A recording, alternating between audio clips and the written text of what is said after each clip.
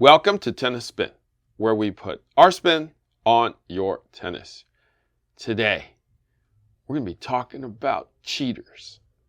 Tennis cheaters. Are you a cheater? Stay tuned.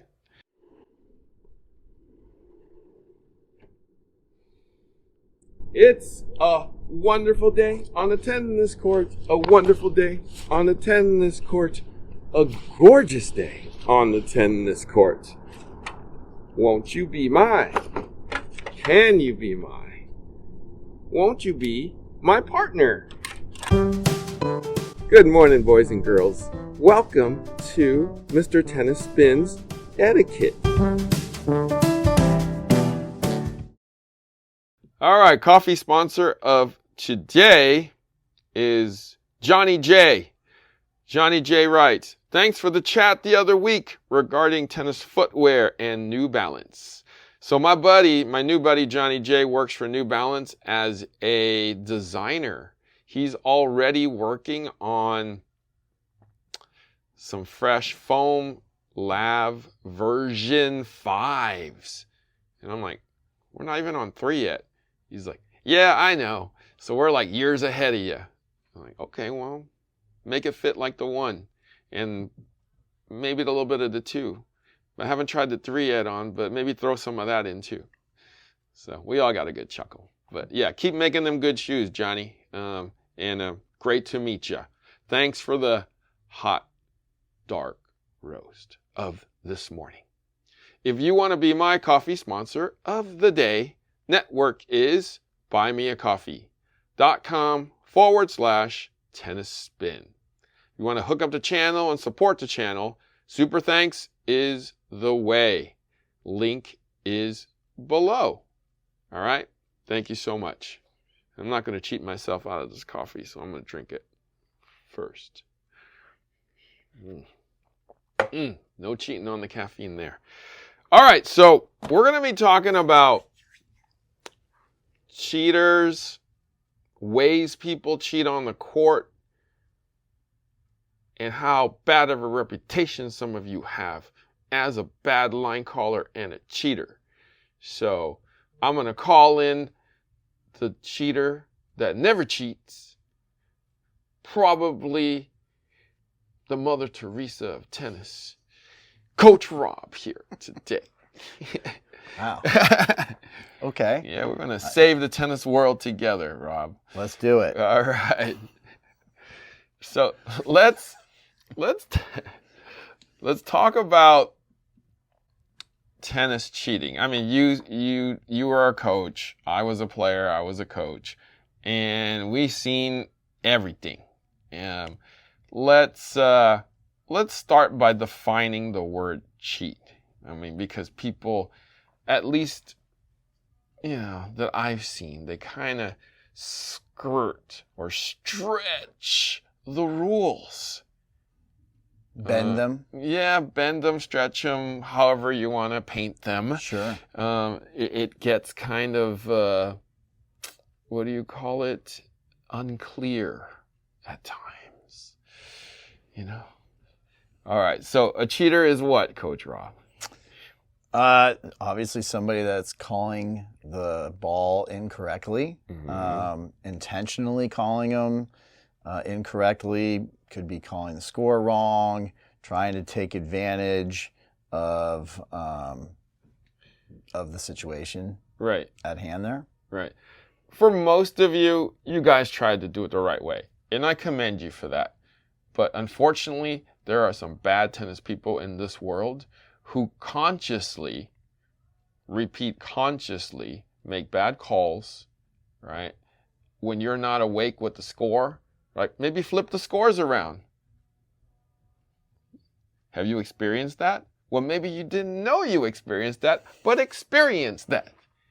All right? Suddenly your 40-30 is now 30-40. You've seen that, haven't you? Been there, done that. It's happened. I've seen it. At league matches, like a lot. Yeah. Like I hear about it all the time in the complaining. They're not complaining to me, but they're complaining to each other, and I hear it too. And I'm like, did you see that person? and they didn't say that person, but I'm just using a nice word, you know what I'm saying? It's that B and that beep and that beep, like, that person's a cheater, you know, and I mean, you know what I'm talking about if you've been around tennis long enough, okay? How else do people cheat, Coach Rob? Those are the ones that get under people's skin right away. Right. The line calling and the score flipping, or Yep. And when you're playing somebody you don't know, you try to hopefully assume the best in somebody and that they're just But if you give them as we try to say, 3 strikes and you're out. So if they've made 3 bad line calls, and put your racket down and go get an official who's watching your match and have them come out and have them help you with the line calls. Yeah. And see if that settles it. You don't have to be rude about it. You can just say, hey, I'll be right back. I'm going to go get someone to help us with our line calls. Right. And let's talk about reputation. Correct. Cheaters tend to have a reputation. Right. They know who you are. Right. You don't know who you are. But when somebody says, are you sure, when you're calling something out, what does that mean? That means you're giving them a heads up that you think that was pretty close and that it might have been in, and you want them to sort of give them a second to think about, did you see it out or did you want it to be out? Are you calling it out because you want it to be out or because you actually saw it out? Mm-hmm. What if a person says, are you sure 10 times in a match? Well, then maybe by, at some point they maybe should have gone and got an official to help them with the line calls. You'll also see, usually good cheaters, let's say, don't cheat you in the first point or two. Those points aren't that important, right? They're going to wait till, an add in, an add out, a tiebreaker. That's where it seems where the lines, let's say, shrink on some sides of the court. Early on, okay, 15 love, fine, Coach Rob brings up a great point. Cheaters and great cheaters wait until crucial points, and then suddenly those generous calls become really, really tight. And it ain't gonna go your opponent's way if it's close or even in. Right? I mean, they're going to call it and give them the benefit of the doubt in probably the most crucial points possible that they need to take. Now, what if the cheater is the one that keeps saying, are you sure? Are you sure? All match long. Are you sure? You can say, yeah, I'm sure. And just go, if you don't, if you don't like how I'm calling them, you can go get a linesman. Right. And get someone to help you with the lines. It's, it's within your right to go do that. It's not like you're, Interesting. Yes. So here's the thing that's interesting to me, though. I feel like the kids are not as bad as the adults. Where do you think the kids learn it? Right. And a lot of times when you're looking at juniors, if they're young and they're learning, most of the sports they've played in their short time of their lifespan has officials. They're playing soccer. There's a referee. Right. Baseball, they have umpires. Right. Basketball has referees. Most sports have a older person supervising your game. Yeah. So they don't have to be the scorekeeper. They don't have to call the lines. They don't have to know that stuff. And that's one of the great things about tennis is it's not just about hitting forehands and backhands and serves. It's about, hey, I have to know when do I switch sides? When do we, all of these things, I have to call the score out loud when I'm the server. I got to make sure I'm the returner, that they're saying the score correctly. There's a lot more to it that are great life lessons that you need to learn by playing the sport of tennis. But it can be challenging when you're a junior because you don't know all the rules and you're used to having somebody kind of taking care of it for you. This is true. I feel like, and no one's ever, that I've seen asked this question or explained it this way before, I feel like when tennis added lines, made it competitive, when it became an in and an out sport, because I know it didn't start that way. As soon as that happened, it became very much more discretionary. And what I mean by that is, unless there was an official officiating your match, it was now your call. And most people are going to call it to their benefit. That is why they have a rule book. And, anytime you put score into any game, it becomes more competitive. Right. So that's just facts. So you have to, learn the rules and learn how to treat the game with respect and your opponent with respect. And hopefully that it will, lead to a fun experience that will make you want to keep playing and practicing and enjoying the game. Right. Well, then you bring up another great point, is that it's a gentleman's sport in which we play with a certain amount of etiquette, a certain amount of formality. So if we all just played fair and we gave our opponent the benefit of the doubt, wouldn't it be just a better game? Absolutely. Right? And they'll make it more fun, too. I mean, obviously, we can't help ourselves as human beings of score watching, and we're losing, and we want to win so bad that what are we winning? Well, and also, I want my shot as much as you may want my shot to look out, I want my shot to look in, right? I hit, it felt great. I think that's in, right? And if I'm hitting it that close to the line, as we get older, you're like, you know what? I probably could have aimed it probably a little bit closer in the square instead of on the line. Maybe I wasn't even aiming on it at the line and I just got it right near the line. It's not easy, Linesmen who are paid professional linesmen at tournaments standing there watching the line, when you see the replay, there are times where they're wrong. No, totally. That's their job, is to watch that line. Totally. And, so here you are, it's just hard. It's a hard part of the sport to call your own lines and to do it as fairly as you can. But at the end of the day, you got to put your head on the pillow and know you played as fairly and as honorable as you could. Otherwise, you can be laying there going, I cheated that guy. Or I won because I hooked him. Or, that's not a good feeling. No. Well, I'm a get to the point, man of means kind of guy. And I feel like when you play matches in high school, I guess high school, you're trying to win for a reason, and maybe it's a scholarship. So I get that. In college, you're trying to win for your school. You're trying to, you have fans probably watching, maybe parents watching. Maybe you're the last match, and there's lots of. Both teams are sitting there rooting and watching, and so, but there's a reason, like you're trying to win for a reason. If you're of that caliber in high school, you're for a scholarship, you're winning for a rating, you're winning for a sponsorship. In college, you're maybe wanting to go pro and looking better on an ITF circuit or something, right? But what is an excuse? You're padding your resume. You're trying. I got wins over so and so. I got wins over so and so. Yeah. But what's the excuse of a USTA player? What are you winning for? You're trying to get your rating to go up. Okay. Right. If you win, you can go to the playoffs. If your team wins, you can go to nationals. There are other steps that have made it so that those points are important for your team.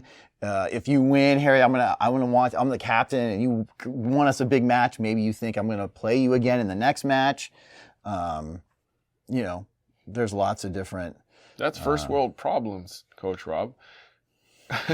You asked. I'm just trying to come up with some answers for you. I'm just saying, it's like there's maybe 2,000 people that make a living on tennis, and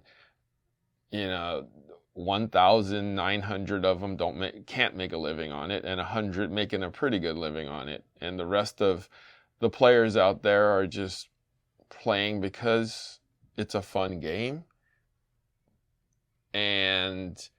But it really doesn't mean anything at the end of the day, whether you're a 3-5 today and a 4-0 tomorrow in the grand scheme of things. I guess I'm looking at it as a big picture thing. Okay, in the big picture of life, yes. But if that is your goal, like, hey, this is my only thing, this is what maybe I don't work, and like, this is my life, and I'm going to go to that cocktail party, and I got to say I'm a 4-0. Or I won, our team's going to the playoffs. These are all things that, Okay, well, I'm going to bring it back around now. To me, I'm with you. It's you can say you're a 4-0, but would you want to be known as the 4-0 cheater? Hopefully not. Bringing it back, guys. Yeah, so you don't want to be that person, because I've seen so many times where, I got to play so-and-so. They don't make good calls on the line. They cheat. They're not nice on the court. Yeah, exactly. All right, so Coach Rob, what if we know that we're going to be playing that dreaded cheater? What should we do? Well, you could go out there and ask them if the lines are in or out today. You could start with the linesman. That always is a tension-filled start where you're already getting somebody to help you. But if you're actually playing and you're playing somebody who, doesn't call them super close fairly or to the way you think they are, just don't expect the ball to be called in. Don't put yourself in that situation. Play bigger targets. Don't go for the lines. And if you hit one there, I could don't get bent out of shape and that's hard to say. Yeah. I mean, that's hard to do. Because you're only going to end up aggravating yourself more and more. And I remember playing a match where I hit 4 aces down the tee, and my partner turned to me and he goes, "They know it's in, I know it's in, you know it's in, it's still out, so quit serving it there." And we went on and found a different way to beat him. But I was just getting so worked up, and he's like, "You're not going to get the call, so quit beating your head. Quit beating so hard on yourself. Just change it up and find a different way to put the ball in play and beat them a different way." I could see what do you mean? If you started off that way. Absolutely. And, I mean, to not try to, first of all, a lot of these people can't control where they hit it anyways. I mean, no offense, but it's kind of true. So to not try to paint lines or to try to get it even farther away from the line might be a chore or difficult to begin with. True. And that's just more pressure on you. Like, I can't hit it close to the line. Right.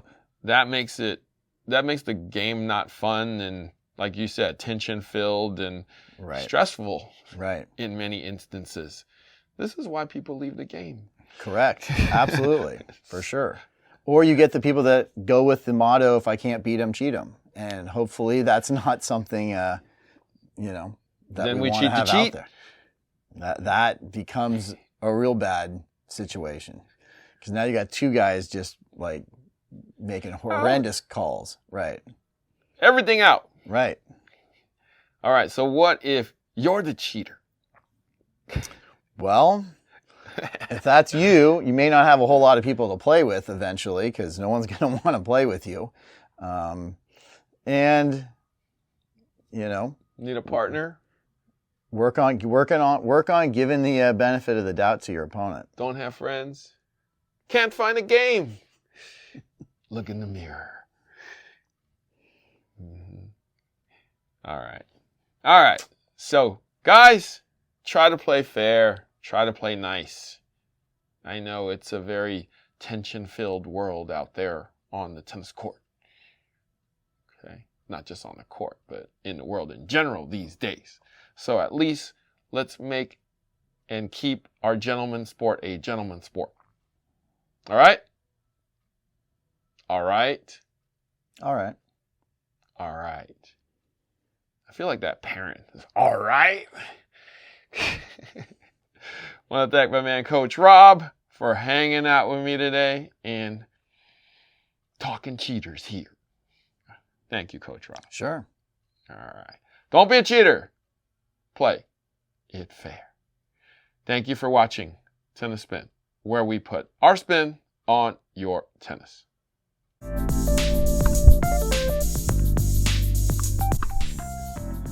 Oh! Great job, Aaron. I got you, Rob, buddy. Look, I got you, Rob. Oh, hey. I got you, Rob. I got you, Rob. Thank you for the weekly lesson, dude. Aaron, back up. Again. Oh, I got you, Rob. I got you, Rob. I got you, Rob. Now, if you want a patient pro just like Coach Rob, hey, Play Your Court is the place. Your pro can come to you, right? They can come out to your site. All you need to do is go to playyourcourt.com. You can even get a discount there. playyourcourt.com/tennis spin. Harry, are you sure you're right-handed?